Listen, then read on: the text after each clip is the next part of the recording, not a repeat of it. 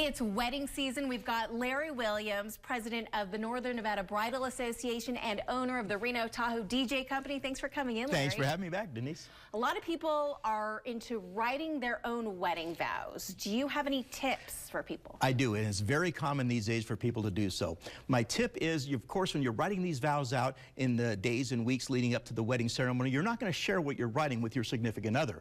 But what I do want you to share is the length of time it takes to speak those vows. Because what happens sometimes at a wedding, if this is not done, you'll have the bride pouring out her heart for a minute and a half, 2 minutes on how wonderful this day is, how she can't wait to spend the rest of her life with this man and all the great things about it.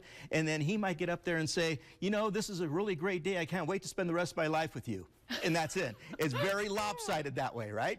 So if you tell your significant other, hey, it takes me 60 seconds to read this, he will make his 60 seconds, and then it sounds more pleasing to both families and to the bride and groom. It sounds more not lopsided. Yeah, great tip. Yeah, thanks. Couples also have to think about their wedding music and get that out ahead of time. Yeah, the way I have them choose wedding music is very unique. You start with the bride's march, or whatever you're going to walk down to the aisle to, whatever the bride and whoever's escorting her is walking down the aisle to, start with that song and work your way backwards. Because let's say you choose the Wedding March by Wagner. You're probably going to want to work backwards and choose Pachelbel Canon in D or a similar classical piece for the bridesmaids processional, and then you might want classical music for that 30 minutes of pre-ceremony music preceding that.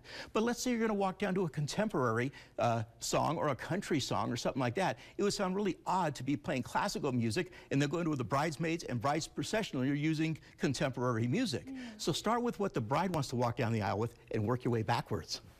We always like to end this with a fun factoid or question, and my question is, do people still do a money dance? You know, money dance was really popular back in the 70s and 80s, and there's actually, it goes back farther than that. When your grandparents, for example, probably got married, they used to have what's called a money tree. It was a signature staple at every wedding. There was a money tree. They would hang dollar bills on it. It would be held over there where the guest book is. By the 70s, that turned into a dollar dance. And then it became a money dance. But see, what happened with it is, I won't say it was all DJs, but the people who were hosting and on the microphone would cheese these things out and say, it's time to help pay for this thing. Let's break out the big bills. I've heard that sounds and looks cheesy, okay? That's why the money dance has kind of fallen by the wayside. What is popular to do is a congratulatory dance, because back in the old days, there would be a receiving line.